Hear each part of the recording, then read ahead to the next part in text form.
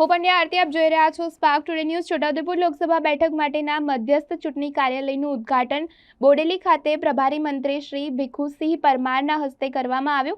લોકસભા સામાન્ય ચૂંટણી 2024ની તૈયારીઓ માટે ભારતીય જનતા પાર્ટીના રાજ્ય રાષ્ટ્રીય અધ્યક્ષ જે.પી. નડ્ડાજીની વર્ચ્યુઅલ ઉપસ્થિતિમાં છોટાઉદેપુર લોકસભા બેઠક માટેની ચૂંટણી મધ્યસ્થ ચૂંટણી કાર્યાલયનું ઉદ્ઘાટન સમારંભ છોટાઉદેપુર જિલ્લા ભારતીય જનતા પાર્ટી દ્વારા બોડેલી ખાતે રાખવામાં આવ્યો, જેમાં ખાસ ઉપસ્થિત ગુજરાત સરકારના મંત્રી, છોટાઉદેપુર જિલ્લાના પ્રભારી મંત્રી ભીખુસિંહ પરમારના વરદ હસ્તે છોટાઉદેપુર જિલ્લાના મધ્યસ્થ ચૂંટણી કાર્યાલયને ખુલ્લું મૂકવામાં આવ્યું।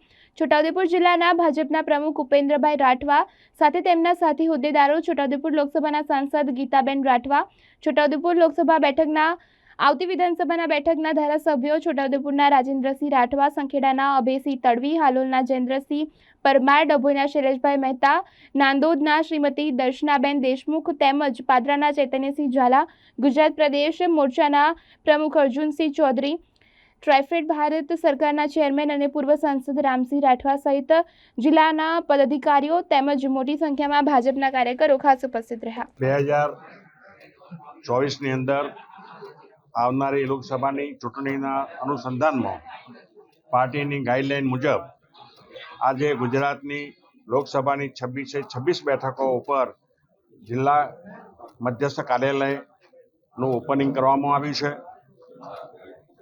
આજે છોટાઉદેપુર લોકસભાની સીટ માટે મધ્યસ્થ કાર્યાલયનું ઉદ્ઘાટન કરવામાં આવ્યું, જેની અંદર આ વિસ્તારના લોકપ્રિય સાંસદ ગીતાબેન, આમ તો આ સીટ 4 જિલ્લાની વિધાનસભાની સીટો ભેગી કરીને બનાવવામાં આવેલી છે।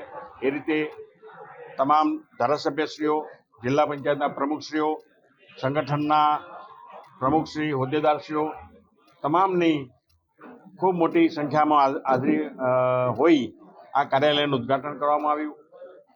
આવનારી આ ચૂંટણીની અંદર જે મોદી સાહેબ અને અમારા પાર્ટી પ્રમુખ સી આર પાટીલ સાહેબે વાત કરી છે કે આ વખતે દરેક સીટ 1 લાખથી વધુ મતોથી અમારે જીતવાની છે, અને એ રીતે ગયા વખતે પણ ગીતાબેન લગભગ 3 લાખ વધુ મતોથી જીત્યા હતા।